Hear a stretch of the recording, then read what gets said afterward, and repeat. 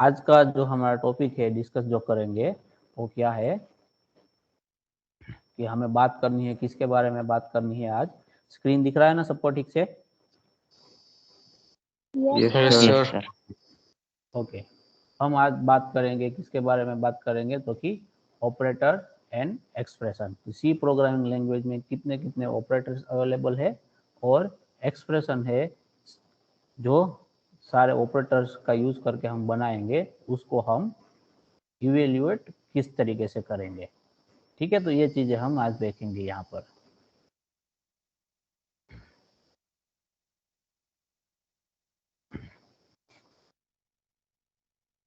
तो operators available in C programming language.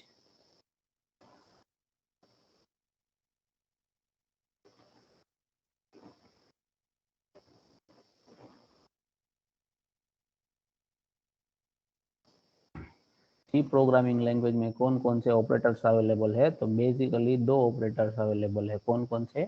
एक तो यूनरी ऑपरेटर है और दूसरा आपका बाइनरी ऑपरेटर है। तो यूनरी ऑपरेटर किसको बोलेंगे कि जो एक ही ऑपरेंड के साथ होगा। पहले मैं आपको बता देता हूँ ऑपरेंड क्या होगा और ऑपरेटर क्या होगा। सपोज आपने यहाँ पर लिखा है 3 + 5, ठीक है, तो ये 3 और 5 ये दोनों है वो क्या है आपके ऑपरेंड है। ऑपरेंड का मीनिंग क्या होगा कि जिसके ऊपर हम ऑपरेशन परफॉर्म करेंगे। ठीक है, तो ये दो वैल्यू है उसके ऊपर हम क्या कर रहे हैं, यहाँ पर ऑपरेशन परफॉर्म कर रहे हैं, तो इसको क्या बोलेंगे हम? ऑपरेंड बोलेंगे। और ये बीच में जो रखा हुआ है वो क्या है आपका? ऑपरेटर है। क्या है? ऑपरेटर, यानी कि कौन सा ऑपरेशन परफॉर्म करना है आपको। एडिशन का करना है, मल्टीप्लिकेशन, डिवीजन, सब्सट्रैक्शन, कौन सा ऑपरेशन परफॉर्म करना है वो किससे डिसाइड होगा कि ऑपरेटर कौन सा है आपके एक्सप्रेशन में यूज किया गया है। ये पूरा का पूरा जो 3 + 5 है उसको क्या बोलेंगे हम? एक्सप्रेशन बोलेंगे। ठीक है, तो ये जो पर्टिकुलर एक्सप्रेशन है इसके अंदर दो ऑपरेंड है। कौन कौन से है? तो कि 3 और 5, और ऑपरेटर कौन सा है? तो कि प्लस वाला। तो ये जो एक्सप्रेशन होगा उसमें क्या होगा? दोनों ऑपरेंड का क्या होगा? प्लस ऑपरेटर, मतलब एडिशन का जो साइन दिखा रहा है, तो 3 + 5 होंगे, तो आंसर क्या होगा आपका? 8 होगा। समझ में आ रहा है सबको? ऑपरेंड किसको बोलेंगे, ऑपरेटर किसको बोलेंगे और एक्सप्रेशन किसको बोलेंगे? Yes sir. ओके, तो ऑपरेटर आपके दो टाइप के हैं। यूनरी ऑपरेटर है। यूनरी ऑपरेटर में क्या होगा? ऑपरेंड एक ही होगा। यूनरी ऑपरेटर में क्या होंगे? एक ही ऑपरेंड होगा। यहाँ पर एग्जांपल में देखो कि 5 है उसके साथ माइनस का साइन यूज किया हुआ है, यानी कि ऑपरेंड यहाँ पर कितने हैं? एक ही अवेलेबल है। कौन है वो? 5 है। ऑपरेटर क्या है आपका? माइनस। तो टोटल ये जो वैल्यू है उसको क्या बोलेंगे हम? -5 बोलेंगे। ठीक है, उसी तरह अगर आपको हाँ +7 लिखना है तो आप क्या लिख सकते हो? प्लस का साइन और साथ में जो भी ऑपरेंड की वैल्यू है वो। लेकिन जनरली हम जो भी पॉजिटिव नंबर होते हैं उसको विदाउट प्लस साइन लिखते हैं। हाँ, ठीक है, लेकिन एक्चुअल में हम किस तरीके से लिख सकते हैं? इस तरीके से लिखते हैं, जैसे कि माइनस को लिखते हैं वैसे ही हम किसको लिख सकते हैं? पॉजिटिव नंबर को लिख सकते हैं। ठीक है, तो ये क्या हो गए आपके यूनरी ऑपरेटर। वो कौन से है? तो कि माइनस एंड प्लस। ठीक है, तो ये दोनों यूनरी ऑपरेटर भी है और बाइनरी ऑपरेटर भी है, क्योंकि ये सिंगल ऑपरेंड पर भी आप उसको अप्लाई कर सकते हो और दो ऑपरेंड के ऊपर भी आप उसको क्या कर सकते हो? अप्लाई कर सकते हो। ठीक है, तो आपको ये चीज में ध्यान रखनी है कि जो प्लस और माइनस का साइन है वो यूनरी में भी आएगा और बाइनरी में भी आएगा। इसके अलावा बाकी सारे क्या हो गए, जो आगे यूनरी ऑपरेटर और भी आएंगे तब हम बताएंगे कि कौन कौन से। अभी के लिए आपको इतना याद रखना है कि प्लस और माइनस जो है वो क्या है आपका? यूनरी ऑपरेटर है। दूसरे कौन कौन से आएंगे तो भी बता ही देता हूँ। Plus plus, minus minus. ठीक है, तो ये भी क्या है आपके? यूनरी ऑपरेटर है, जिसको हम एक ऑपरेंड के साथ क्या करेंगे? इस्तेमाल करेंगे। इसको किस तरीके से अप्लाई करेंगे वो आगे हम देखेंगे। दूसरा है आपका बाइनरी ऑपरेटर। ठीक है, तो उसमें क्या होंगे? दो ऑपरेंड होंगे, जैसे कि यहाँ पर एग्जांपल में आपको दिख रहा है 5 + 7। यहाँ पर ऑपरेंड दो है। कौन कौन से? 5 और 7। उसके ऊपर हमने ये एडिशन का ऑपरेटर का इस्तेमाल किया है, तो आंसर इसका क्या निकल के आएगा 12। ठीक उसी तरह यहाँ पर भी दो ऑपरेटर है हमारे पास 5 एंड 12। यहाँ पर ऑपरेटर कौन सा इस्तेमाल किया गया है, तो कि मल्टीप्लीकेशन का। तो इसका आंसर क्या आएगा 12 इंटू 5, तो क्या आएगा आंसर आपका 60। ठीक उसी तरह आप 3 माइनस 2 ये सब्सट्रैक्शन का भी इस्तेमाल कर सकते हो, साथ में 8 डिवाइड बाई 4 अगर आपका डिवीजन है तो उसका भी आप क्या कर सकते हो, इस्तेमाल कर सकते हो। ये सारे क्या है बाइनरी ऑपरेटर्स। समझ में आ रहा है सबको यूनरी और बाइनरी में क्या डिफरेंस है? Yes sir. ओके, तो यहाँ पर देख लेते हैं कि कितने टाइप्स के ऑपरेटर्स है हमारे सी प्रोग्रामिंग लैंग्वेज के अंदर अवेलेबल है। ठीक है, तो फर्स्ट है आपका एरिथमेटिक ऑपरेटर, जिसके अंदर हमें क्या बेसिक जो हमारे मैथमेटिक्स के ऑपरेटर होंगे वो सारे कवर करेंगे। उसके बाद है रिलेशनल ऑपरेटर, उसके बाद आएंगे लॉजिकल ऑपरेटर, फिर असाइनमेंट ऑपरेटर, फिर इंक्रीमेंट और डिक्रीमेंट ऑपरेटर, फिर conditional, bitwise operator and special operator जो भी है वो सारे के सारे जो डिफरेंट कैटेगरी के ऑपरेटर है उसको हम वन बाय वन यहाँ पर डिस्कस करेंगे। तो फर्स्ट वन आपका आता है कौन सा है, क्योंकि एरिथमेटिक ऑपरेटर है। तो एरिथमेटिक ऑपरेटर में हमने क्या किया है, कहाँ पर यूज होता है, जो कि मैथमेटिकल कैलकुलेशन को कंप्लीट करने के लिए हम सारे एरिथमेटिक ऑपरेटर्स को क्या करते हैं, यूज करते हैं। वो कौन कौन से है, तो कि एडिशन वाला है, subtraction, multiplication, division and modulo. जो मॉड्यूलो की बात हमने जब प्रोग्राम बनाया था तभी किया था, ओड और इवन वाला जो फ्लो चार्ट बनाया था तभी। आज फिर से उसको देखेंगे।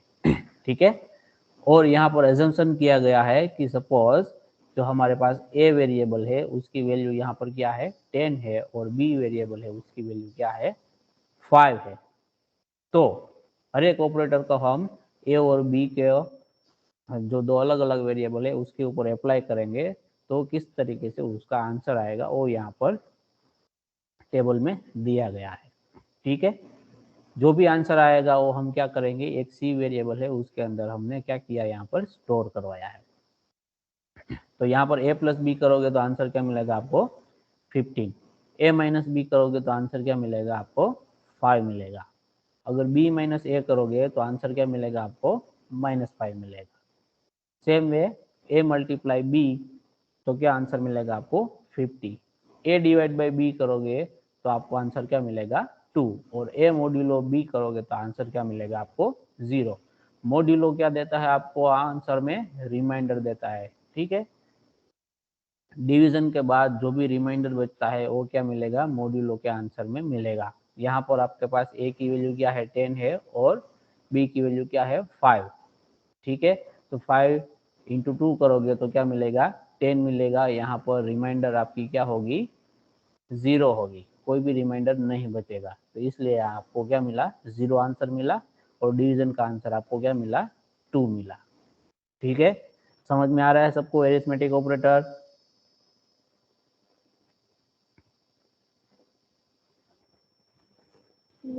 Yes sir. इसमें किसी को कोई भी डाउट है तो पूछ सकता है अभी। सर ये मॉड्यूलो वाला। ओके, मॉड्यूलो वाला समझ में नहीं आया, फिर से मैं रिपीट करता हूँ। ठीक है, तो यहाँ पर सपोज मेरे पास a की वैल्यू क्या है 3 है, और b की वैल्यू में क्या कंसीडर करता हूँ 2 कंसीडर करता हूँ, और a मॉड्यूलो b में इस तरीके से एक्सप्रेशन लिखता हूँ, तो उसका आंसर मुझे चाहिए। तो मैथमेटिक्स के फॉर्म में अगर आप मैन्युअली उसको निकालना चाहो तो किस तरीके से निकाल सकते हो कि a मॉड्यूलो b करोगे तो आपको क्या करना है, पहले तो a का वैल्यू लिख लेना है यहाँ पर, और डिवीजन करके क्या कर लेना है b का वैल्यू निकाल लेना है यहाँ पर।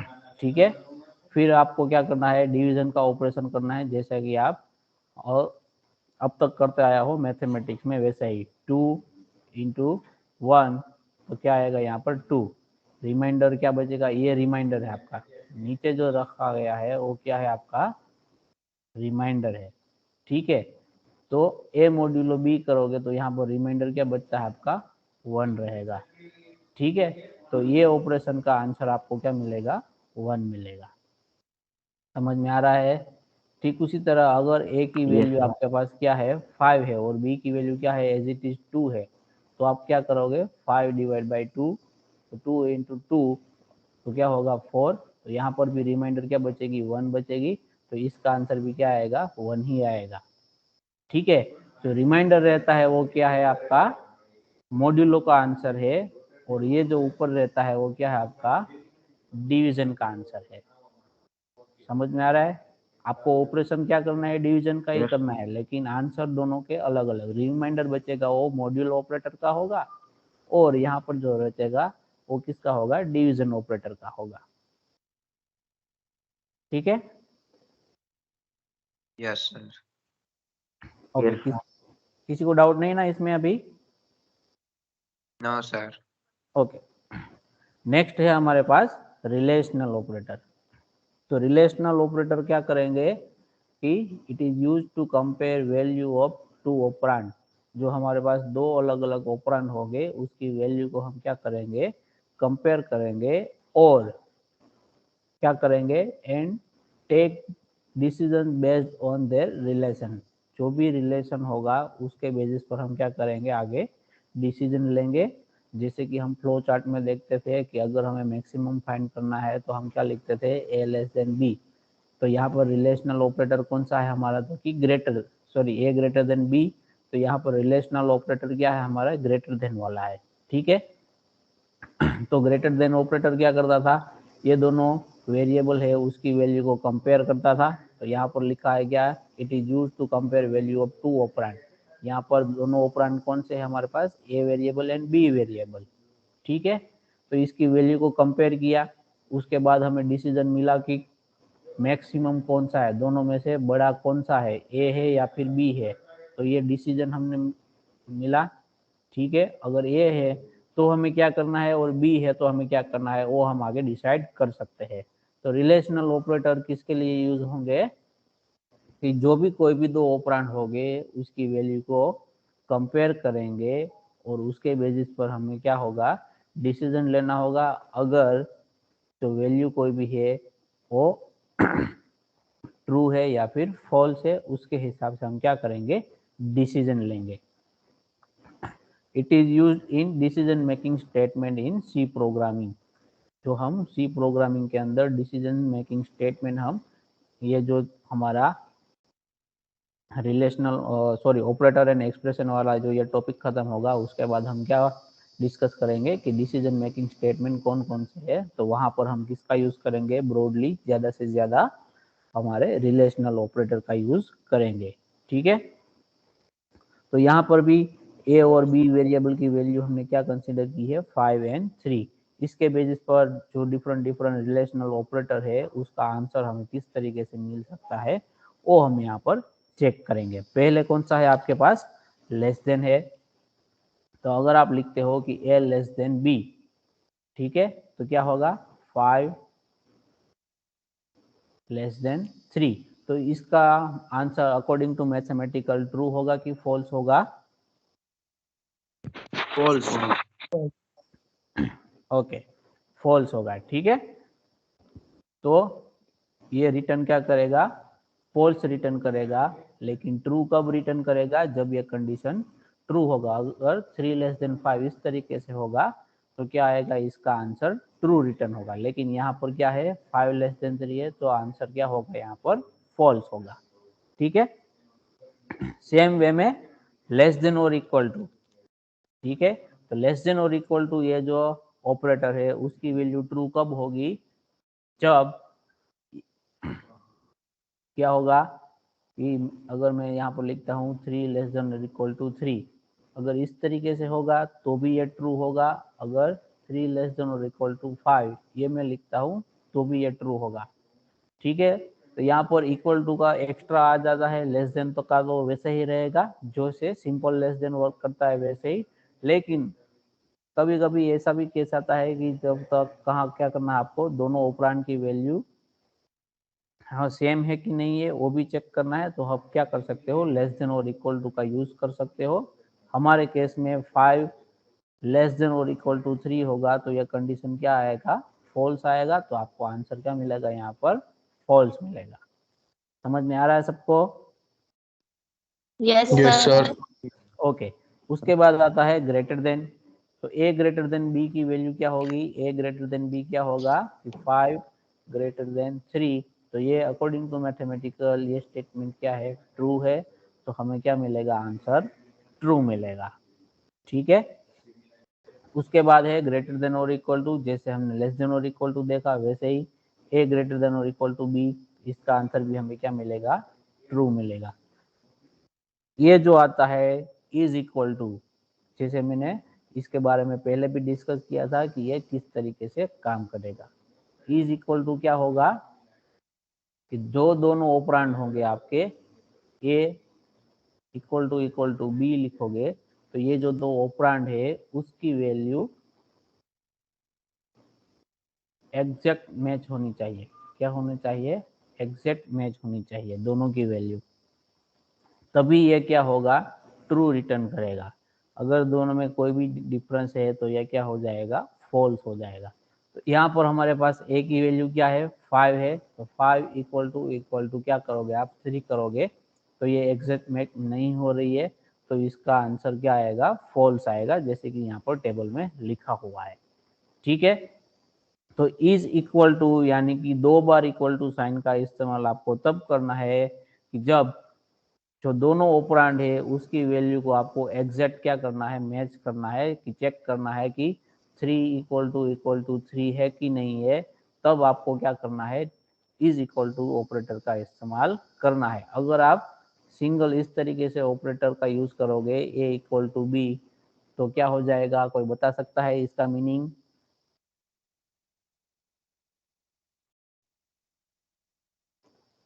सिर्फ में ए इक्वल टू बी, यहाँ पर जो लिखा है स्टेटमेंट, ये मैं लिखूंगा सी प्रोग्रामिंग में, तो क्या होगा? बी की वैल्यू ए में स्टोर होगी।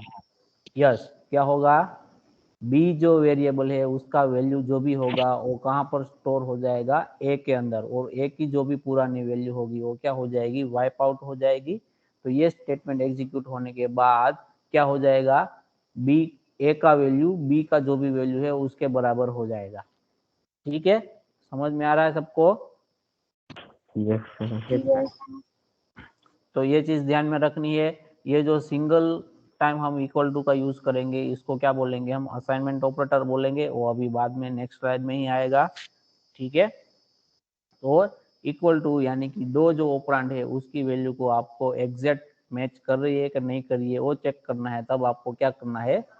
इज इक्वल टू यानी कि 2 बार इक्वल टू का इस्तेमाल करना है दोनों ऑपरेंड के साथ में। ठीक है। उसके बाद आता है not equal to, is not equal to. ठीक है। इज नॉट इक्वल टू का मीनिंग क्या होगा कि यहाँ पर इज इक्वल टू में क्या कर रहे हैं? दोनों ऑपरेंड की वैल्यू हम एग्जैक्ट मैच कर रहे हैं, और जब भी एग्जैक्ट मैच होती है तभी हम क्या करेंगे? उसका वैल्यू जो आंसर आएगा वो क्या आएगा? ट्रू आएगा। तो इसका उल्टा होगा, इज नॉट इक्वल टू में क्या होगा? सपोज आपने यहाँ पर is not equal to B लिखा है, तो यहाँ पर जो दोनों ऑपरेंड है उसकी वैल्यू ट्रू आएगी ऑलवेज। कब तक? कि जब तक दोनों की वैल्यू एग्जैक्ट मैच नहीं होती है तब तक। ठीक है। ये जो दोनों वेरिएबल है उसकी वैल्यू सेम एग्जैक्ट मैच करेगी तभी इसका आंसर क्या आएगा? फॉल्स आएगा। अनटिल क्या आया? उसके अलावा सारे के सारे केस में क्या आएगा? इसका आंसर ट्रू आएगा। तो ये नॉट इक्वल टू की जरूरत हमें क्यों हुई? क्योंकि कभी कभी वो क्या करना होता है, आपको इस तरीके से ऑपरेशन परफॉर्म करना होता है। फॉर एग्जांपल आपको क्या करना है कि कोई एक वेरिएबल है आई, ठीक है, कोई एक वेरिएबल आई है, उसकी वैल्यू 5 जब तक हो जाए तब तक आपको क्या करना है? कोई टास्क को परफॉर्म करना है। ठीक है। इनिशियली आई की वैल्यू क्या है? फॉर एग्जांपल 1 है। ठीक है। तो आपको क्या करना है? आई नॉट इक्वल टू 5, यानी कि आई की वैल्यू जब तक 5 नहीं हो जाती तब तक मुझे क्या करना है? टास्क परफॉर्म करना है। तो इस तरीके की कंडीशन आप यहाँ पर नॉट इक्वल टू को यूज करके लिख सकते हो। ठीक है। जब आई की वैल्यू 5 हो जाएगी तो ये जो कंडीशन है उसका आंसर क्या आएगा? फॉल्स आएगा। इसके अलावा सारे केसेस के अंदर उसका आंसर क्या आएगा? आपका ट्रू आएगा। तो यहाँ पर अगर आप a not equal to B लिखोगे तो यहाँ पर a की वैल्यू हमारे पास क्या है 5 है और b की वैल्यू क्या है हमारे पास 3 है। तो 5 एंड 3 ये दोनों वैल्यू जो है वो इक्वल नहीं है, ठीक है, अलग अलग है, एग्जैक्ट मैच नहीं कर रही है। तो इसका आंसर क्या आएगा, ये कंडीशन का आंसर क्या आएगा, आपको ट्रू मिलेगा। अगर आप 3 नॉट इक्वल टू 3 ये एक्सप्रेशन का आंसर इवेल्यूट करोगे तो इसका आंसर क्या आएगा आपके पास, फॉल्स आएगा। क्यों? क्योंकि ये दोनों जो ऑपरेंड की वैल्यू है वो क्या हो रही है, एग्जैक्ट मैच हो रही है। समझ में आ रहा है सबको? Not equal to operator, yes sir. Yes sir. Yes sir. Relational operator में किसी को कोई भी डाउट है तो पूछो अभी। No sir. Okay, no sir. Next है हमारे पास लॉजिकल ऑपरेटर्स, ठीक है। नेक्स्ट क्या है हमारे पास, लॉजिकल ऑपरेटर है। तो लॉजिकल ऑपरेटर का यूज कब करेंगे हम, it is use to check more then one condition and then take decision, ठीक है। रिलेशनल ऑपरेटर का हम क्यों यूज कर रहे थे कि कोई एक कंडीशन को चेक करने के बाद हम डिसीजन लेंगे। अगर आपको एक से ज्यादा कंडीशन चेक करनी है, यानी कि आपके पास 2 से ज्यादा ऑपरेंड है जिसकी वैल्यू को आपको क्या करना है, कंपेयर करवाना है, और उसके बाद आपको क्या करना है, डिसीजन लेना है, ठीक है। तब आपको क्या करना है, लॉजिकल ऑपरेटर्स का यूज करना है। फॉर एग्जांपल हमारे पास ए, बी एंड सी ये 3 अलग अलग क्या है, वेरिएबल्स अवेलेबल है। अब मुझे उसमें से मैक्सिमम कौन सा है वो फाइंड करना है। तो उसके लिए मुझे क्या करना होगा, पहले ए का बी के साथ कंपैरिजन करना होगा, फिर ए का सी के साथ कंपैरिजन करना होगा। तो उसकी जगह मैं डायरेक्टली क्या लिख सकता हूँ यहाँ पर, if A greater than B and A greater than C. तो यहाँ पर मैंने क्या कर दिया, एक ही स्टेटमेंट के अंदर क्या किया, 2 कंडीशन चेक कर दी, ठीक है। यहाँ पर मैंने कौन सा ऑपरेटर लिया है, लॉजिकल एंड ऑपरेटर लिया है। तो लॉजिकल एंड ऑपरेटर का ये जो वैल्यू है वो पूरे के पूरा एक्सप्रेशन का आंसर ट्रू कब होगा, तो उसका डिस्क्रिप्शन यहाँ पर लिखा है टेबल के अंदर। फर्स्ट आपका क्या है, लॉजिकल एंड ऑपरेटर है, उसका सिंबल क्या है, आपको 2 बार एम्परसेंड का साइन लगाना है। वो किस तरीके से वर्क करेगा, कब ट्रू रिटर्न करेगा और कब फॉल्स रिटर्न करेगा, तो कि if both the condition are true, यानी कि यहाँ पर जो हमने ये फर्स्ट कंडीशन और सेकंड कंडीशन लिखा है, ये दोनों कंडीशन का आंसर क्या मिलेगा, आपको ट्रू मिलेगा। तो आपको ये पूरा का पूरा जो एक्सप्रेशन है उसका आंसर क्या मिलेगा, आपको ट्रू मिलेगा। अगर दोनों में से एक भी फॉल्स हो जाता है तो आपको ये आंसर क्या मिलेगा, फॉल्स मिलेगा। अगर दोनों फॉल्स है तो फॉल्स ही मिलेगा आपको, ठीक है। तो ट्रू कब मिलेगा, कि both the condition are true then true, otherwise जितने भी केस होंगे उसमें क्या होगा, वो फॉल्स हो जाएगा। समझ में आ रहा है सबको?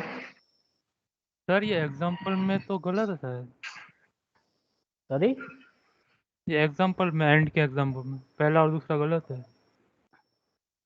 कहाँ पर? एंड के एग्जाम्पल पे पहले में बी स्मॉलर देन 4 तो ट्रू दिखा रहा है, फॉल्स दिखाना चाहिए ना। हाँ, तो यहाँ पर टाइपिंग मिस्टेक होगा, ये क्या आएगा आपका, फॉल्स आएगा, ठीक है। या फिर हम क्या करेंगे, ये जो b की वैल्यू है उसको 5 की जगह क्या कर देंगे, b की वैल्यू यहाँ पर 5 की जगह आपको क्या कंसिडर करनी है, 3 फॉर एग्जाम्पल, ठीक है। तो क्या होगा, a greater than 7, b less than 4। तो दोनों कंडीशन क्या होगी आपकी, ट्रू होगी। तो ये आंसर क्या होगा आपका, ट्रू होगा, ठीक है। b की वैल्यू हम यहाँ पर कौन सी कंसिडर करेंगे, 3 कंसिडर करेंगे instead of 5।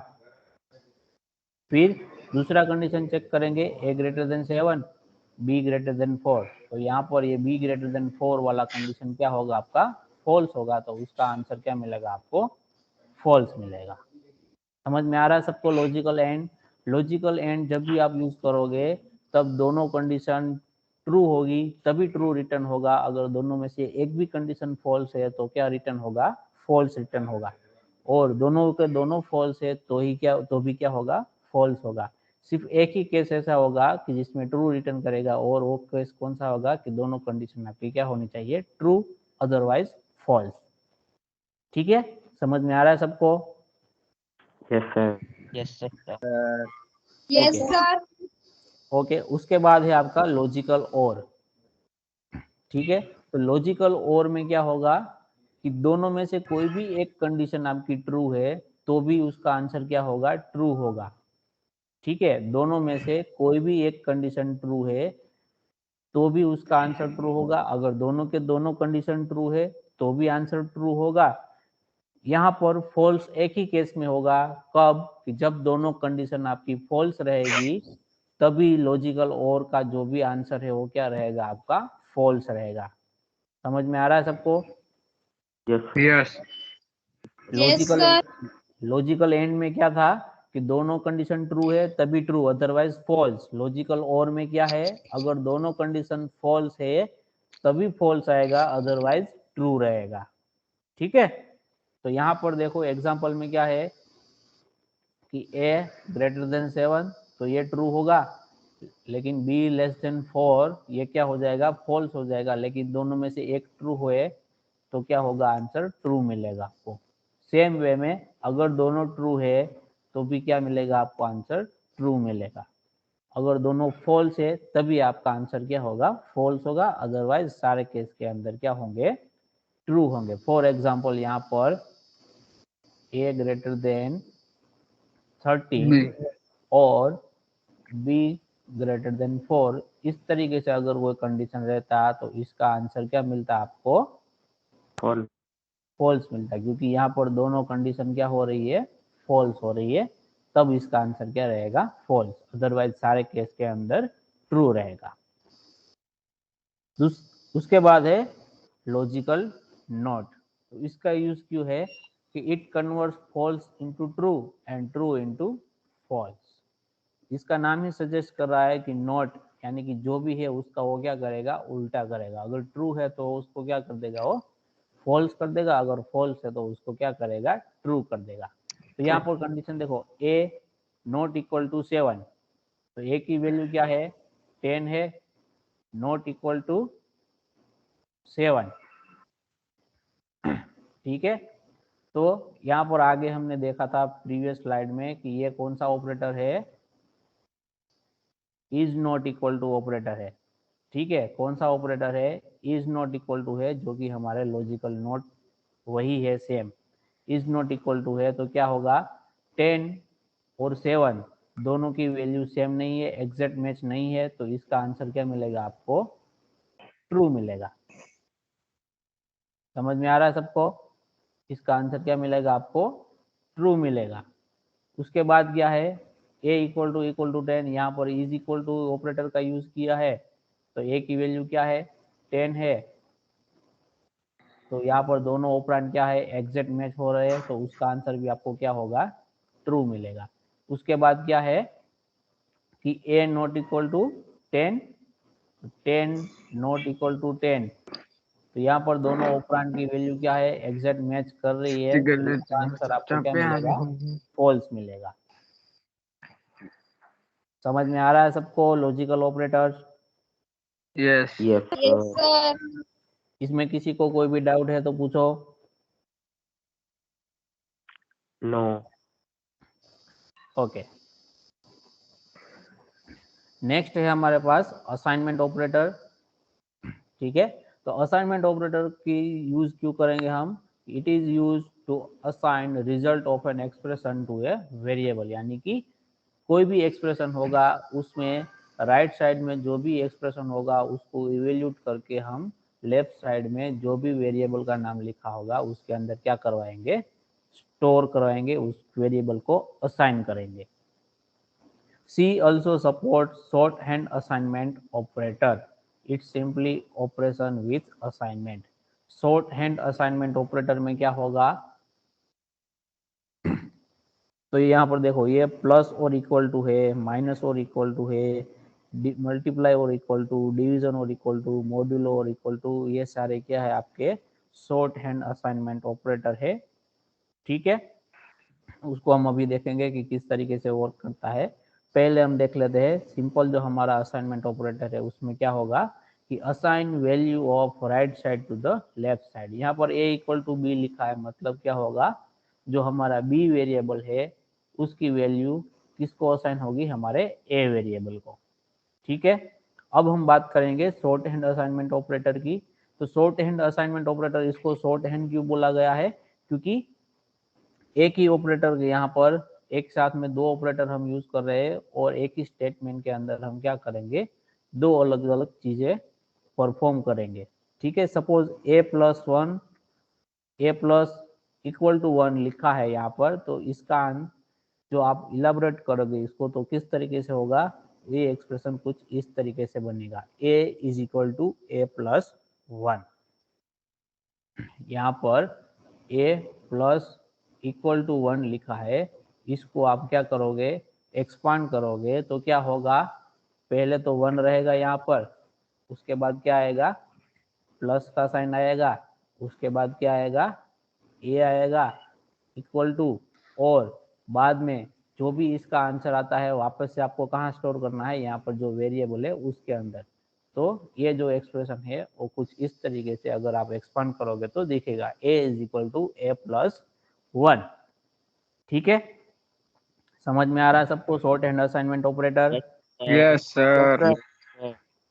In shorthand assignment operator में क्या होगा, अगर इस तरीके से लिखा हुआ है तो ऑपरेशन कौन सा करना है वो यहाँ पर लिखा होगा, किसके ऊपर करना है, ऑपरेंड कौन क्या है आपके पास, इक्वल टू के राइट हैंड साइड में जो भी है वो ऑपरेंड है, और ये जो लेफ्ट हैंड साइड में जो भी है वेरिएबल वो भी क्या है, आपका ऑपरेंड है।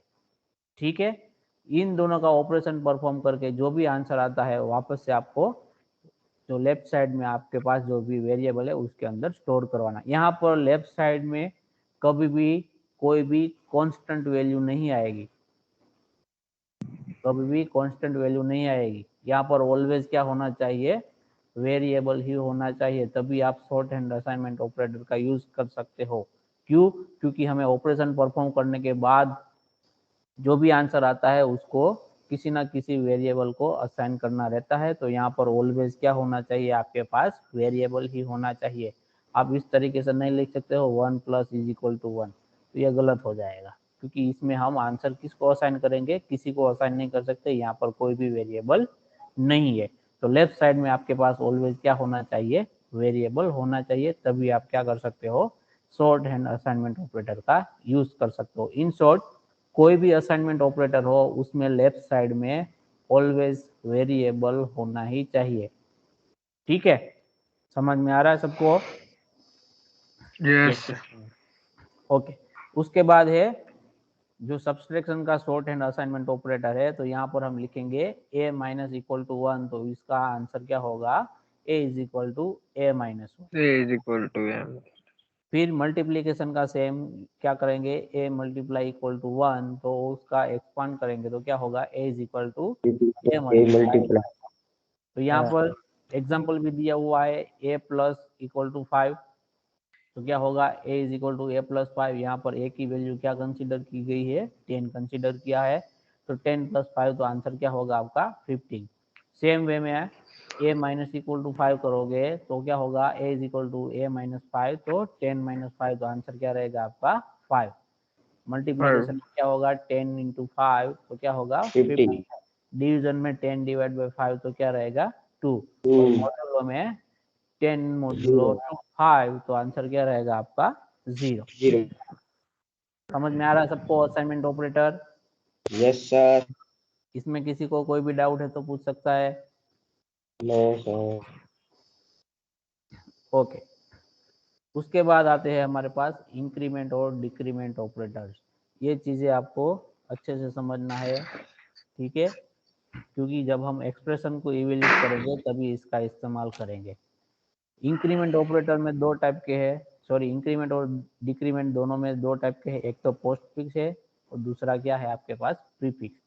पोस्ट फिक्स जैसा कि नाम सजेस्ट कर रहा है, क्या करेगा, इसका सिंबल जो वेरिएबल का नाम है उसके बाद में आएगा, यानी कि जब कभी भी आप एक्सप्रेशन में इस तरह से a प्लस प्लस लिखोगे, फॉर एग्जाम्पल ए की वैल्यू में यहाँ पर क्या लिख देता हूँ 5, और मेरा एक्सप्रेशन इस तरीके से है कि ए,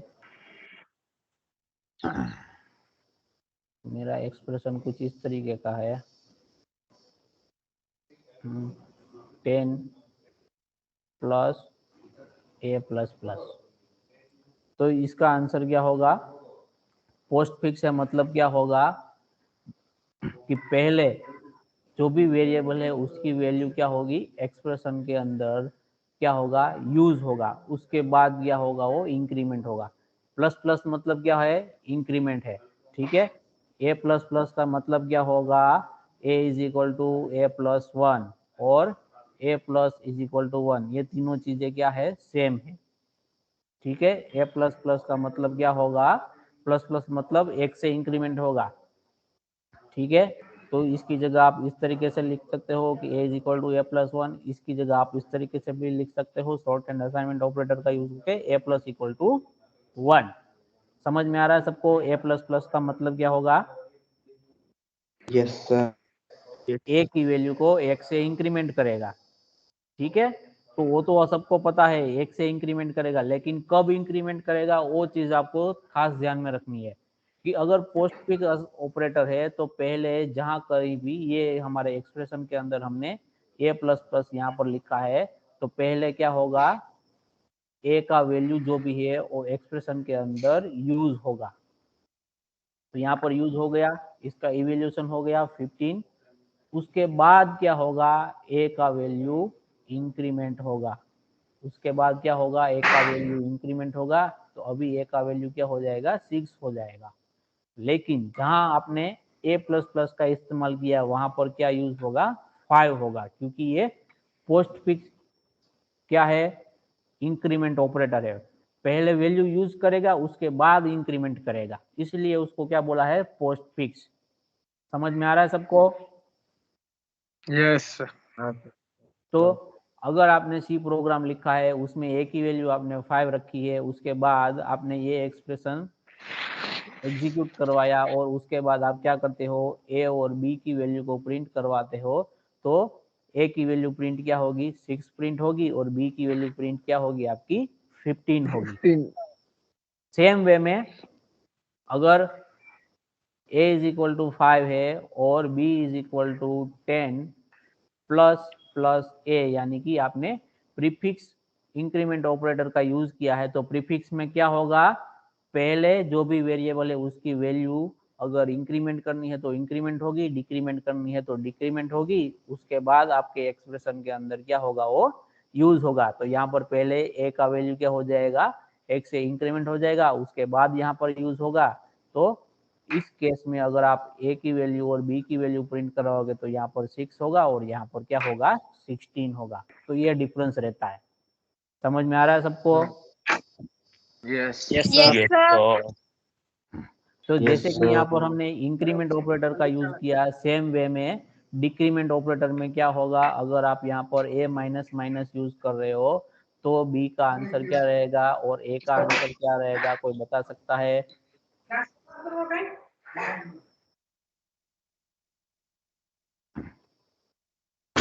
B9. ओके, b क्या होगा 9, A4. A4। तो यहाँ पर एक्सप्रेशन क्या है हमारे पास b is equal to 10 plus यहाँ पर क्या है a माइनस माइनस है अभी a प्लस प्लस की जगह, तो क्या होगा पहले a का वैल्यू यूज होगा उसके बाद क्या होगा वो डिक्रीमेंट होगा।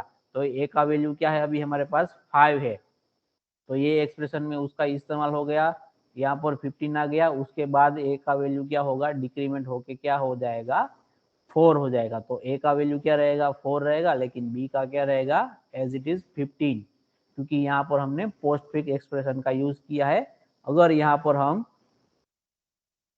प्रीफिक्स ऑपरेटर का यूज करते हैं तो उस केस में a और b की वैल्यू क्या बचेगी, कोई बता सकता है।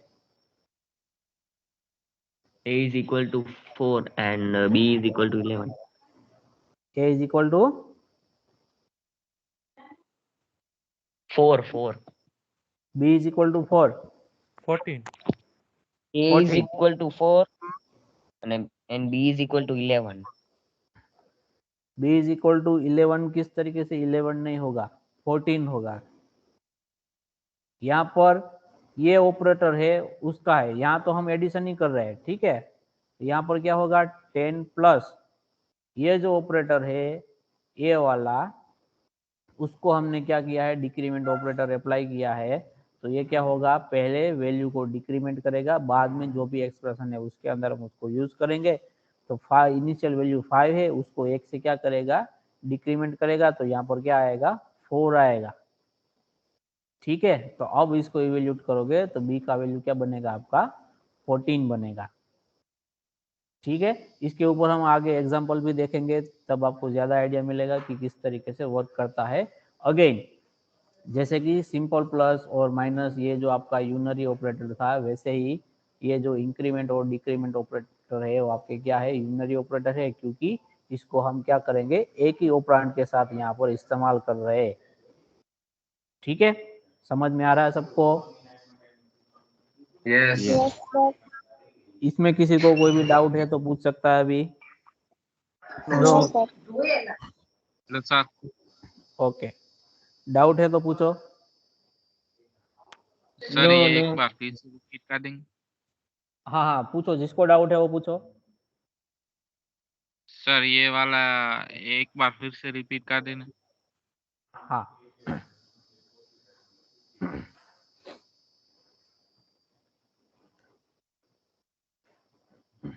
तो यहाँ पर हमारे पास इंक्रीमेंट और डिक्रीमेंट ऑपरेटर है, ठीक है। इंक्रीमेंट ऑपरेटर को हम क्या लिखेंगे, प्लस प्लस साइन से लिखेंगे, डिक्रीमेंट को माइनस माइनस। इन दोनों की दो अलग अलग कैटेगरी है। अगर आपने कोई भी वेरिएबल के पीछे प्लस प्लस लिखा है तो पोस्टफिक्स और एक्सप्रेशन के तौर पे कंसीडर होगा। अगर किसी वेरिएबल के आगे प्लस प्लस और माइनस माइनस लिखा है तो प्रीफिक्स एक्सप्रेशन के तौर पे कंसीडर होगा। पोस्टफिक्स में और प्रीफिक्स में डिफरेंस क्या रहता है कि अगर कहीं पर भी इस तरीके से ए माइनस माइनस या फिर ए प्लस प्लस इस तरीके से लिखा है कोई भी एक्सप्रेशन के अंदर, जैसे कि यहाँ पर हमने देखा कि b इज इक्वल टू क्या लिखा हमने, 10 प्लस और a प्लस प्लस लिखा है। तो यहाँ पर पोस्ट फिक्स में क्या होगा, जिस एक्सप्रेशन के अंदर आपके वेरिएबल का यूज हुआ है वहां पर पहले वेरिएबल की वैल्यू क्या होगी, यूज होगी, उसके बाद उसमें क्या होगा, इंक्रीमेंट होगा। तो यहाँ पर a की वैल्यू क्या है, 5 है, तो पहले क्या होगा, ये जो हमारा एक्सप्रेशन है b वाला, उसमें a की वैल्यू 5 कंसीडर होगी, 10 प्लस 5, तो उसका आंसर आपको 15 मिलेगा। उसके बाद में ये जो है आपका वो क्या होगा, इवेल्यूट होगा, यानी कि उसमें इंक्रीमेंट होगा। उसके बाद एक की वैल्यू क्या होगी, 6 होगी। तो ये जो आपका जो स्टेटमेंट है, उसके बाद अगर आप ए और बी की वैल्यू को प्रिंट करवाओगे तो आपको ए की वैल्यू क्या मिलेगी, 6 मिलेगी, और बी की वैल्यू आपको क्या मिलेगी, 15 मिलेगी, ठीक है। सेम वे में प्रीफिक्स में क्या होगा, जैसे कि नेम सजेस्ट कर रहा है, पहले जो भी ऑपरेशन होगा इंक्रीमेंट का और डिक्रीमेंट का वो परफॉर्म हो जाएगा। इंक्रीमेंट और डिक्रीमेंट जो भी ऑपरेशन है वो परफॉर्म हो जाएगा। उसके बाद में जिस जहां कहीं भी लिखा है वहां पर उसकी वैल्यू का यूज होगा। फॉर एग्जांपल यहाँ पर भी क्या लिखा है, b is equal to 10 plus, यहाँ पर हमने प्लस प्लस ए लिखा है, तो यहाँ पर प्रीफिक्स ऑपरेटर का यूज किया है। तो पहले ये b वाला जो पूरा एक्सप्रेशन है उसको कंप्लीटली इवेल्यूट करने से पहले इसकी वैल्यू क्या हो जाएगी, प्लस प्लस लिखा है तो इंक्रीमेंट हो जाएगा, अगर माइनस माइनस होगा तो डिक्रीमेंट हो जाएगा। तो यहाँ पर हम प्लस प्लस कंसीडर कर रहे हैं, तो एक की वैल्यू क्या है, 5 है, तो उसमें क्या होगा, एक से इंक्रीमेंट होगा तो यहाँ पर 6 आ जाएगा। उसके बाद ये पूरा एक्सप्रेशन क्या होगा आपका, इवेल्यूट होगा। तो यहाँ पर आंसर क्या बनेगा आपका, 16 बनेगा। अगर ये स्टेटमेंट एग्जीक्यूट करने के बाद आप दोनों की वैल्यू प्रिंट कराओगे तो ए की वैल्यू तो 6 ही रहेगी, लेकिन बी का क्या हो जाएगा, 16 हो जाएगा, क्योंकि यहाँ पर हमने प्रीफिक्स इंक्रीमेंट ऑपरेटर का इस्तेमाल किया हुआ है। समझ में आ रहा है? Yes sir. ओके, तो यहाँ पर हमने इंक्रीमेंट Yes. ऑपरेटर की बात की। सेम वे में हम क्या कर सकते हैं, डिक्रीमेंट ऑपरेटर का यूज कर सकते हैं। तो डिक्रीमेंट में भी क्या होगा, पहले अगर आपने पोस्टफिक्स एक्सप्रेशन यूज किया है तो पहले जो भी वेरिएबल है उसकी वैल्यू हम यूज कर लेंगे, उसके बाद उसकी वैल्यू क्या होगी, डिक्रीमेंट होगी। तो सेम वे में यहाँ पर हमने क्या कर दिया, इसको डिक्रीमेंट ऑपरेटर के साथ इस्तेमाल करेंगे। तो 10 + 5 पहले वेरिएबल की वैल्यू यूज होगी, उसके बाद उसका डिक्रीमेंट का ऑपरेशन परफॉर्म होगा। तो बी की वैल्यू आपको यहाँ पर भी क्या मिलेगी, 15 मिलेगी, लेकिन ए की वैल्यू आपकी क्या हो जाएगी, 4 हो जाएगी। तो इस केस में ए की वैल्यू क्या मिलेगी आपको, 4 मिलेगी, और बी की वैल्यू क्या मिलेगी आपको, 15 मिलेगी। सेम वे में अगर आप प्रीफिक्स डिक्रीमेंट ऑपरेटर का यूज करते हो तो क्या होगा, पहले जो भी वेरिएबल है उसकी वैल्यू क्या होगी, डिक्रीमेंट होगी x से, उसके बाद जो भी आंसर आएगा उसको हम एक्सप्रेशन के अंदर इस्तेमाल करेंगे। तो यहाँ पर 10 एज इट इज रहेगा, a का वैल्यू क्या है, 5 है, उसको x से डिक्रीमेंट करने के बाद हम इस्तेमाल करेंगे तो क्या हो जाएगा, 4 होगा। तो उसका आंसर क्या मिलेगा आपको, 14। और a का क्या होगा, वैल्यू x से डिक्रीमेंट होगा तो उसका आंसर क्या रहेगा, 4। तो डिक्रीमेंट के बाद a का वैल्यू क्या रहेगा, 4, और b का क्या रहेगा, 14। समझ में आ रहा है सबको अभी? ना क्या डाउट है बोलो तो फिर। Yes sir. जिसको समझ में नहीं आया वो डाउट बताओ, क्या डाउट है आपको। No any doubt. ओके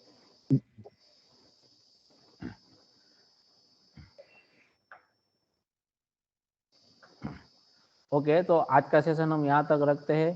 ठीक है, ये जो कंडीशनल ऑपरेटर वाला जो सेशन है, मतलब कंडीशनल जो ऑपरेटर है उसको हम क्या करेंगे, कल के सेशन में डिस्कस करेंगे। आज के सेशन में किसी को कोई तरीका भी कोई भी डाउट रहता है तो पूछ सकता है अभी। No sir.